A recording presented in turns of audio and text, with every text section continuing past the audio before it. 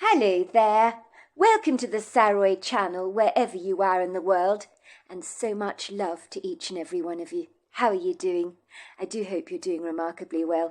Well, we're on part 4 of our story, and what an exciting story it is too. So let's continue, shall we? But before we do, don't forget to go and get yourself a lovely warm cup of cocoa to keep yourself lovely and snug. And let's continue with our story. And don't forget to subscribe to the channel. Click the notification bell and the thumbs up. And I just want to thank you for those of you who've bought me cups of coffee. I appreciate it so much. So let's continue with our story. The sheriff could see I was visibly very upset, with red puffy eyes and tears that did not care to hold themselves back. I think he emphatically believed Mrs. Cooper was being extremely unreasonable and rather objectionable towards me, as she looked for someone to blame for this fiasco. It would seem everybody was visibly upset, and some people took the news of Claudia's abduction worse than others. But Miss Greenwich, in her usual matriarch fashion, was talking to the students and offering everybody big dollops of creamy comfort with her kind, reassuring manner. I would not have expected anything less from that remarkable woman, who looked over us like a mother hen protecting all her chickens. The sheriff was a very kind-looking man, in his early 50s, I suspect, with short-cropped grey hair and very, very attractive blue eyes. He was rather stout, with a large stomach that drooped over his belt. "Look, Mrs. Cooper, this is not the girl's fault. We should not be playing the blame game here. I don't know about you, Mrs. Cooper, but when I was of similar age, I guess I might have been sorely tempted myself to slip out of the tent in the middle of the night to swim in a lake like that. So don't be too hard on the teenagers for doing what teenagers invariably do. And I would like to remind you that they're not kids anymore. They're young adults." "But, Sheriff, if it wasn't for Philippa here, Claudia would not have been abducted." "Well, you don't know that for sure, do you, Mrs. Cooper? And it doesn't do singling someone out for the blame. The only person responsible for this catastrophe is the abductor himself. You're acting like a cook who's blaming the ingredients for a bad meal. I was speaking to Miss Greenwich about the missing fish in the icebox that occurred the previous day. I happen to find this very, very interesting." "But what about them?" asked Mrs. Cooper, her eyes growing wide. "You don't think the person who stole the fish from the icebox abducted Claudia Salazar, do you?" "Well, we're looking into the matter, Mrs. Cooper. Nothing must go unchecked. Let's just say I do find this information to be very interesting. It does indeed suggest that someone might have been watching your campsite for some time, probably hiding in the shadows. They obviously took it upon themselves to venture close to your camp, so that they were able to steal all the fish that you caught from the icebox. We've been looking for a man for quite some time, who abducted a woman on a footpath very close to here. He left her for dead, I'm afraid, after having sexually assaulted her. We have good reason to believe he's living rough, and might have been the man that abducted Claudia.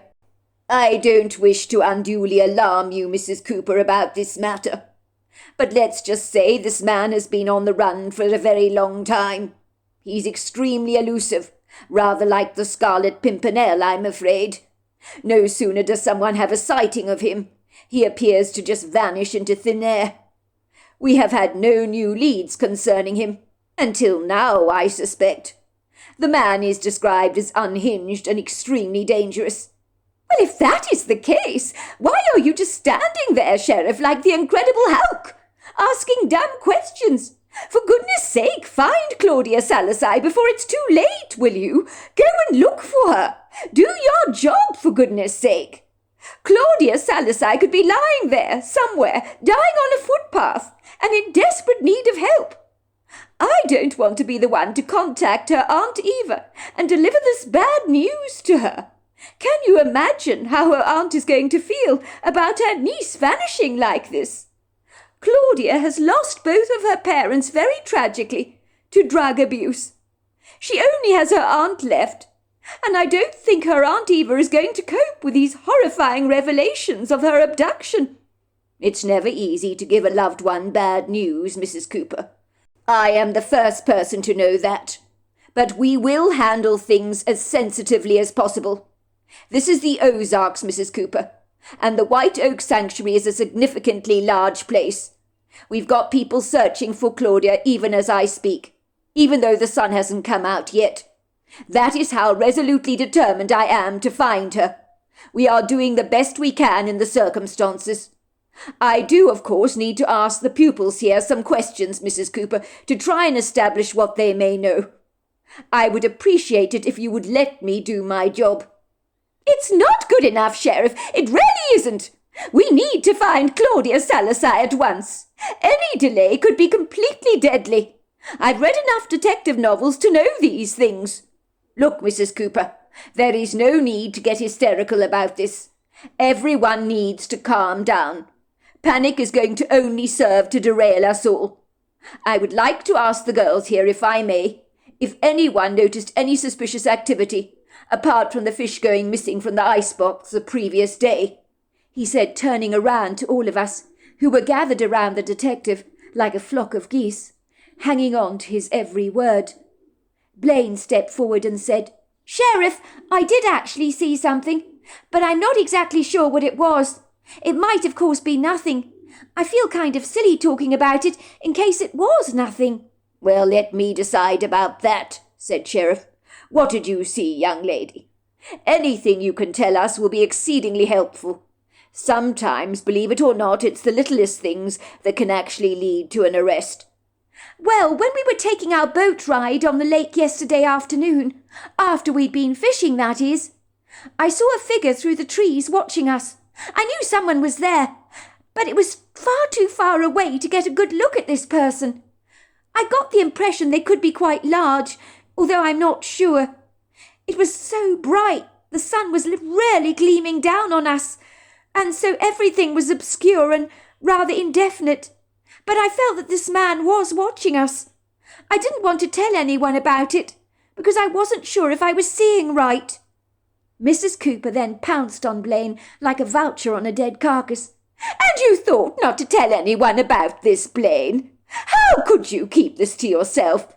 If you had mentioned any of this, if you had bothered to mention any of this, I would have called the sheriff forthwith, and the sheriff would have checked out the entire area for us to ensure we were safe. But no, you decided to keep your mouth shut, and now Claudia's been abducted. I hope you're proud of yourself, Blaine."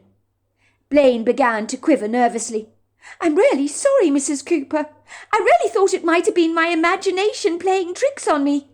It happened so quickly, you see. It's easy to start doubting yourself. But the more I think about it, I'm pretty sure someone was there. Maybe they've been watching us all this time, waiting for an opportunity to abduct one of us. Maybe while we were on the boats, the man quickly raided the icebox at our campsite and stole the fish, as no one would have been around then, and he wouldn't have been seen, would he? I'm very sorry, Mrs. Cooper. You're right. I should have said something." "This could have been avoided, Blaine, if you'd spoken out about this matter to me, or Miss Greenwich for that matter. What is wrong with all you girls? Why don't you learn to communicate better?" tutted Mrs. Cooper. "Look, Mrs. Cooper," interjected Miss Greenwich, "the sheriff is absolutely right. No one is to blame for any of this, so let's quit pointing fingers at each other, shall we? This accusational attitude is not going to get us anywhere very fast. We need to team together to try and find Claudia, and taking jibes at each other is helping no one. Instead, it's just causing great upset and disquiet." "Very well put, Miss Greenwich. I couldn't have put it better myself," said the sheriff, looking at Miss Greenwich appreciatively, seemingly glad that one of the elders among us was being governed by some common sense. The sheriff asked us all a plethora of questions, and a search was undertaken to look for the whereabouts of Claudia Salazar at first light. Without doubt, it was a frantic time for the all of us, and everyone was overwrought with anxiety, realizing that Claudia had been abducted. Miss Greenwich remained stoic. She fussed over us like a devoted mother hen, reassuring us that none of this was our fault. But all of us felt in some way responsible, for Claudia's abduction. For the remaining members of the fearsome four, without doubt our biggest regret was that we had gone to swim at the lake in the middle of the night. I think Natalie was the one that carried around the most guilt, for she knew she was the one that had dragged us out of our sleeping bags to go swimming in the lake against our will. I reassured her that at the end of the day that we'd all agreed to go swimming, so this was not her fault and she shouldn't be blaming herself. I also told her that it was blindingly obvious to me that this Ottoman-like creature had clearly had designs on abducting one of us, and Claudia just got unlucky. I do believe this Ottoman stole all the fish from the icebox deliberately, so it rather boldly ventured into our campsite without even being seen. But I'm sure this creature was perfectly capable of catching his own fish. My guess is he liked playing games with us. I think he was a bit of a trickster. Several weeks after Claudia's abduction, when no sign of her was found, the sheriff determined she was probably deceased and had fallen victim to foul play, to the man on the loose they were looking for. Little did he know that Claudia's abductor was not exactly human, but nobody was about to divulge that kind of information to him. There had been a very special memorial service for Claudia Salazar, which we had all attended, and her poor Aunt Eva was inconsolable with grief, not knowing what had become of her niece, but accepting the fact that Claudia was probably dead. I felt desperately sorry for the woman, but I'm sure my words of comfort must have fallen on deaf ears. One evening before lights out, several weeks after Claudia Salazar's abduction, Miss Greenwich came into our dormitory. "I've got some rather bizarre news for all of you," she told the remaining members of the fearsome four, where in our small dormitory there remained one bed that was unoccupied and empty, the bed that belonged to Claudia Salazar, of course. "What do you mean bizarre?" asked Natalie curiously, her eyes fixed steadily on Miss Greenwich. "Well," said Miss Greenwich, pulling out a tissue from her pocket and dabbing her forehead, "the very good news is the sheriff informs me that at long last they've arrested that despicable man that sexually assaulted that poor young woman in the Ozarks that was found lying dying on that footpath. Remember the story?" "Wow, that's incredible," I said. "That poor young woman must be so happy that he's finally been brought to account for what he did. How did they find him?" "It would seem a local reported him living rough in the woods close to a farmhouse in the Ozarks, not very far from the White Oak Sanctuary, would you believe? This local man claimed that this vagrant was living out rough and had broken into the family kitchen to steal food from the refrigerator on half a dozen occasions. Anyway, this local notified the police at once, especially after he discovered the man had pitched a tent in his woods. He also discovered some of his family possessions, like pots and blankets, that the family were missing, were lying strewn around the campsite. The police found the man and brought him in for questioning. He admitted to sexually assaulting the girl that was found half dead on a footpath. But the story gets weirder still." "It does?"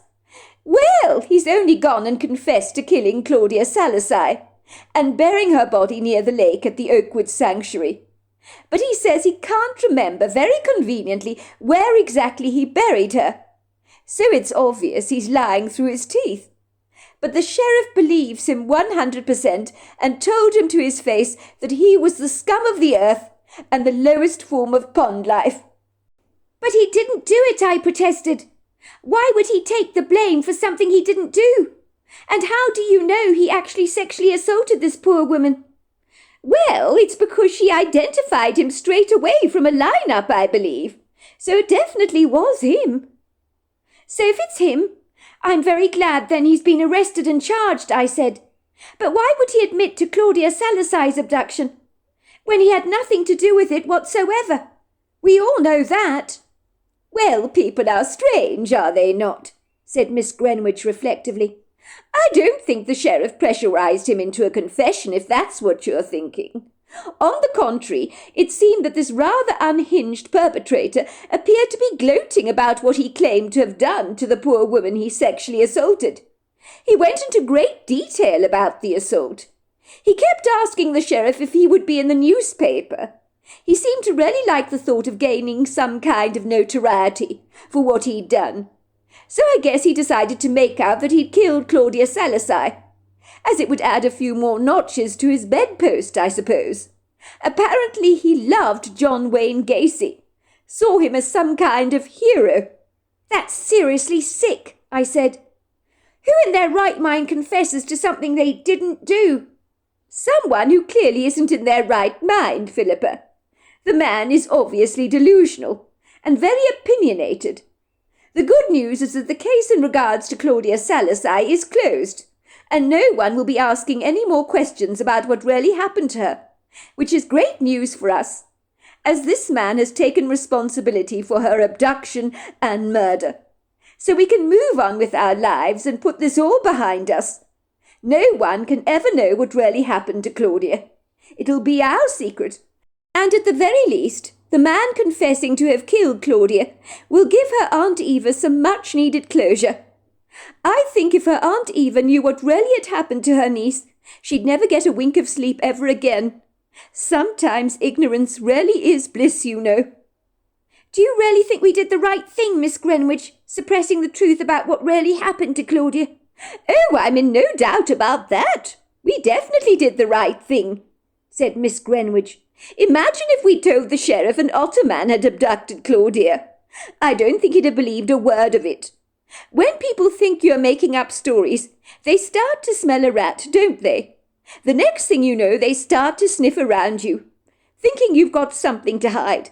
And that can lead you down some tumultuous paths, let me tell you. People have sometimes been falsely accused of things they never did, based on giving the police a bizarre story that didn't seem to ring true. I did not want, under any circumstances, the sheriff to be thinking that about anybody on our camping trip. Sometimes the very best way to protect oneself is to say as little as you possibly can, which is what we did.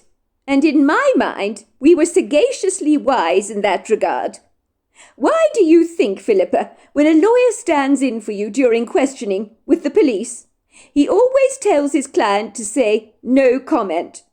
The more you say no comment, the greater chance you have of not implicating yourself. Look, I've got something to show you girls, said Miss Greenwich. It's an article written in the 1940s, would you believe, that I had photocopied from the local library. I've been doing my research, and my efforts have paid off exponentially. Miss Greenwich pulled out a piece of paper from her pocket, in the long cardigan she was wearing over her flowery dress. With trembling fingers she read us the article. She was seated on the bed, and we'd gathered around her like chicklets around a mother hen. She looked up from the paper at us with a peppering of excitement dappling her blue eyes. Let me tell you this, girls. This article quite literally took my breath away. I'm so incredibly glad I found it. I think it describes what you saw, Philippa, when Claudia was abducted by this ghastly Ottoman. I understand it's known as a kushtaka. So you were right, Philippa, when you said that this thing that snatched Claudia looked to be a cross between an otter and a man. Kushtaka means just that, Ottoman. Miss Greenwich went on to read the article to us out loud, and we hung on to her every word, our eyes widening every second with intrigue. Mr. Rob Menendez of Anchorage, Alaska, was out fishing at the Kenai River in a sequestered location with his brother Frank on a very quiet, unassuming day when the weather was glorious, as summer in Alaska so invariably always is. Even though I live in Alaska, he admitted to us. I don't get out much until the weekends, he told the paper. Fishing is my favourite thing to do. It relaxes me, irons away some of the stress, so to speak. Me and my brother Frank were staying at our rather unremarkable cabin, which is situated on the Kenai River. We regularly frequent it when we go fishing. It's a humble little place, about as basic and rudimentary as you can get, to put it mildly. But it serves our most basic needs, and we thoroughly enjoy coming here for fishing weekends. I rather suspect the wives are happy to get rid of us for a while, and we are equally as delighted to be spending some quality time to ourselves in the great outdoors. On the day in question, which I believe was a Sunday morning, we began fishing, but both became incredibly twitchy and ill at ease. It's hard to describe, but something didn't feel right. I couldn't for the life of me figure out why I felt so discomposed, so disquieted. At one point on the far corner of the lake, my brother was absolutely sure he'd seen a pair of yellow eyes staring up at him from the water, like a crocodile. But he assured me that this was no crocodile. He asked me if I'd seen it, and I told him no, I hadn't. He claimed this thing had been watching us. That was when we heard something very, very big rushing past us in the water. This thing was huge, monstrously large, as its shadow swam right past us at a great, great speed. Unfortunately, I couldn't see it too clearly. The water was a little murky that morning, but certainly this thing left a lot of ripples in the water, which suggested to me it must have been quite substantial in size. Once that thing with the yellow eyes had gone, we felt significantly better, a whole lot more relaxed, and the day went by lackadaisically. As things calmed down, we talked and laughed as you do and enjoyed the day casually drinking a plethora of beers. All of a sudden, the uneasiness that we'd experienced earlier on in the afternoon came upon us again. We both felt very definitely that something was watching us. My brother checked the water for the yellow eyes he claimed to have seen earlier, but nothing was there. We assured ourselves we were being silly, a little overwrought perhaps. Me and my brother run a business, and we reminded ourselves about the plethora of orders we had to sort out at our workshop in Anchorage. So we assured ourselves that all the pressure was mounting up on us, and we were becoming unduly nervous about whether we would be able to meet our customers' demands or not. It's amazing how one always looks for a rational explanation to explain a sense of disquiet that you might suddenly feel. I had drunk so many beers that afternoon, but I want to stress I am no drunk, and I was not inebriated. I can hold my own when it comes to alcohol. That was when we saw the creature, and I'm telling you, he absolutely wanted us to see him. Of that I am in no doubt. I got that sense straight away, as if this creature was enjoying toying with us, as if it was all just a fun game for him. You would think that me and my brother would scream, run straight back to the cabin, bolt ourselves inside, but we did none of that. I have thought about our reaction to this creature long and hard.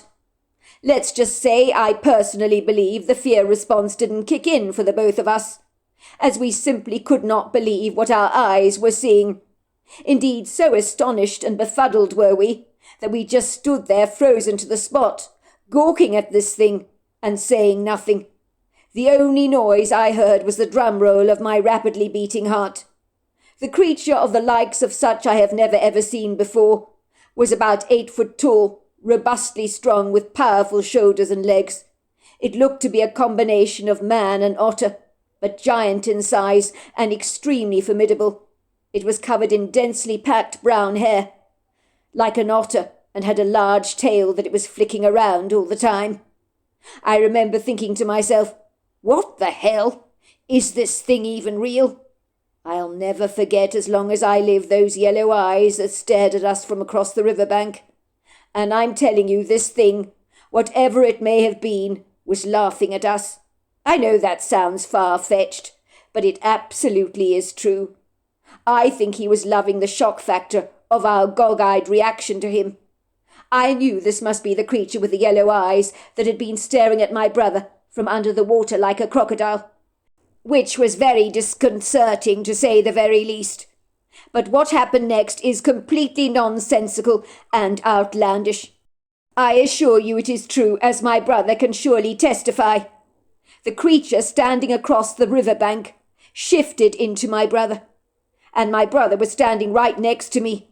He nearly passed out from shock to see himself standing on the opposite side of the bank, staring back at himself, when he knew the man staring back at him, who was a carbon copy of himself, was not him. The next thing I know is the creature shape-shifted from my brother into me, and then finally it turned back into itself again, let out what I can only say was a loud, mocking laugh, dived under the water and swam away, leaving a huge pile of ripples behind him in his wake. For a moment me and my brother stood perfectly still, and then he turned around to me and asked, "Did you just see what I thought I saw?" Let's just say me and my brother got the hell away from that cabin as fast as we could. I wondered after I thought about this, whether the idea for the creature was to scare us away from the river, so he could have the place to himself, or was he just thoroughly enjoying causing us a great deal of distress, as if it was just a big gain to him. I sneakily suspect the latter to be the case. Ostensibly, it is safe to say, after such an unorthodox, paradoxical experience, I won't be in a hurry to go back to the cabin for quite a while. I know in Alaska people have seen strange things here, but after that experience at the riverbank, I do understand that other people have had similar experiences with shape-shifting creatures that seem to be able to take on human form. I cannot even imagine what this thing was. Needless to say, when me and my brother Frank returned home to our respective wives to tell them what we'd seen, they didn't believe a word of it. I can't say I was surprised by that. I was met with rolling eyes, exasperated sighs, and scathing comments where I was told I didn't see what I'd seen and I was being absolutely ridiculous. It was frustrating, let me say, that my wife didn't believe me, as my brother's wife did not believe him. My wife thinks we were so drunk with the beers we were consuming that we were hallucinating and in the process convinced each other we had seen something which only existed in our imaginations. I told my wife maybe she was right, to get her off my back. I couldn't stand all her nagging. Let's just say, me and my brother know exactly what we saw, and hand on heart, we were not hallucinating. When Miss Greenwich finished reading us the article, she looked up at us and said, "So there you go, Philippa. You're not alone. Other people have had similar experiences to yours. There is no doubt this critter, whatever it is a trickster. I think sometimes he likes to tease and provoke in order to get a reaction, and other times he cunningly lures in his prey with the purpose of eating them. And I hate to say this to you girls, I think that is exactly what happened to Claudia Salazar." We were all sombre for a moment, but we nodded our heads in agreement, sharing in the sadness of this moment. 15 years later, Boston, Massachusetts. It was an ordinary day like any other day, in the green leafy neighbourhood in North End in Boston where I lived. I was 33 years old at the time, a happily married woman with a 2-year-old boy called Kennedy. My mother had been absolutely right about my friendships with the remainder of the fearsome four, for we had failed to keep in touch over the last 15 years or so, since we had parted company. While I missed my old friends, the distraction of my daily life had meant I was living in the moment, rather than reflecting soulfully on the past.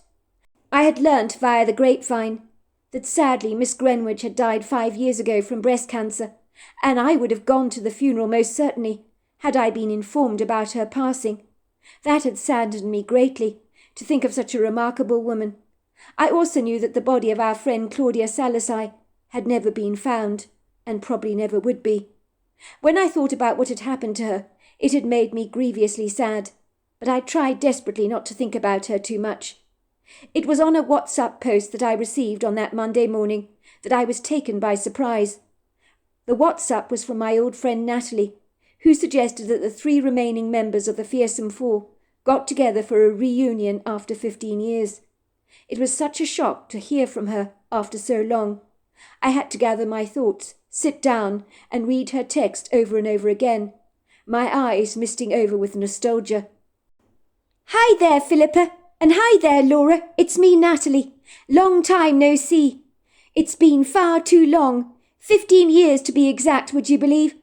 Doesn't time fly? It seems like only the other day we were 18. Now we're all in our early 30s. Not so young anymore, are we? I'm dreading the big 40 that is creeping around the very next corner. And to think I used to think if you were 40 you were over the hill and heading for the knacker's yard. That will one day soon be the 3 of us. I've been thinking about what happened at the lake at the White Oak Sanctuary all those years ago. Well, I doubt it's something any of us will ever forget about. It's left an indelible imprint in our lives. I thought it would be nice for us to get together and reconnect. It's been far too long. I thought if I didn't make an effort to get in touch, that I'd never see you guys again. I've missed you both so terribly much, and I hate myself for my apathy. Just so you know, I got in touch with the owner of the White Oak Sanctuary, a delightful man called Philip Donovan. He was terribly friendly towards me. He's given us permission to go camping at the sanctuary free of charge for a weekend away in the Ozarks. He remembered what happened at the lake all those years ago, and how Claudia Salasai was abducted. He was saying how glad he was the criminal in question had been locked away. I didn't say anything in regards to that matter. I've accepted his generous offer to go and camp by the lake. If you can possibly join me, it will be so wonderful to reconnect again. It really would be. I just want Claudia to know that she has never been forgotten. We can bring some flowers to scatter over the lake in remembrance of her, and we can take a boat ride out on the water and even do a spot of fishing. We could also throw some flowers on the water to remember Miss Greenwich by, who I believe died 5 years ago from breast cancer. So very sad. I can only apologize for not being in touch a whole lot sooner. I, for one, would love to reconnect. It's been such a dreadfully long age. Please say yes. Please say you'll come. Look forward to hearing from you. All my love, Natalie. When I received the WhatsApp post from Natalie, the events of the day when Claudia was abducted came rushing straight back to me, and the recall was not at all pleasant, as I remember that creature changing from Mrs. Cooper into its original form, with its masterful shape-shifting techniques, and its uncanny ability to know things about people and to imitate their exact voices. Where a skill like that comes from, I simply cannot fathom. I've thought about this long and hard, ever since, and cannot logically come up with any answers. Maybe the Kushtaka has psychic abilities that enable it to see into people's lives, of which it may choose to emulate. Thinking about this dreadfully sly and cunning creature sent chills down my spine. I was very glad Miss Greenwich had protected us all those years ago, when the police were asking us questions about Claudia's abduction. My husband believes that she was a wise woman, as such an outlandish story about Claudia being snatched away by such a bizarre, cryptic creature, which may have possessed Bigfoot-like characteristics, might have drawn great suspicion and unwanted attention to the fearsome four. People might think we have accidentally harmed our friend, buried her, and pretended some weird creature had whisked her away. My husband encouraged me to accept the invite for the camping weekend. "You must go," he told me. "These are old friends of yours that go back a long time. I think it would be great to reconnect. Go to the sanctuary again, enjoy yourself, have a fabulous time. It's very sad you lost Claudia all those years ago, but it's important to talk about her and remember her with fondness. You need not worry about Kennedy. My mother will be more than happy to take care of her grandchild. You know how much she idolizes our little boy." "Well, I suppose you're right. I should go," I said, feeling somewhat reluctant about leaving behind my 2-year-old boy. But I was excited to see my friends again, and a reunion was long overdue. I was shocked how much everyone had changed, myself included, I suppose. I was no longer as skinny as I used to be, although Laura, with her Scandinavian good looks, remained as slim as she'd always been. So I'm in no doubt she'd still be able to fit in her old school uniform. Let's just say me and Natalie, well, we would have filled out a little, and I had got a little plump over the years. We also had a few lines on the face, but beyond that I don't think we were much different. We still had much in common, which was a huge relief. By all accounts, spending time with my good friends reminded me of the good old days. We were all married now, and Natalie and Laura both had 3-year-old boys. I had a 2-year-old, and we were living in completely different states. The 3 of us were all stay-at-home mums, who had put working aside to take care of our kids. It was rather strange to go back to the old haunting ground in the Ozarks, which was as spectacular as ever. It was nostalgic being back by the lake again. Everything seemed exponentially bigger, trees were so much taller, and the lake was as magnificent as I remembered it to be. The memories of our time spent here in this idyllic, prepossessing part of the world brought tears to my eyes. But the best feeling of all was being back together with my old friends. It really was like the good old days. And let's just say there was lots of hugs, tears, and much reminiscing, as you would have expected. "What are we all like?" said Natalie. "We swore blind we'd keep in touch, didn't we, when we went our separate ways? But we failed to keep our promises. What the hell is wrong with us? You know what they say about old friendships. They're the most enduring of them all. I'm mad at myself for being so lax at remaining in touch with you both, most especially after what happened to poor Claudia. We've had a deep bond between us, and what happened to Claudia brought us closer together, for we are the only living people that know what happened to her. I still think about her an awful lot, you know, but I've reconciled myself to the fact that things happen in life. I used to have dreadful nightmares all the time about her. You did? I asked. Absolutely. I blamed myself for her abduction.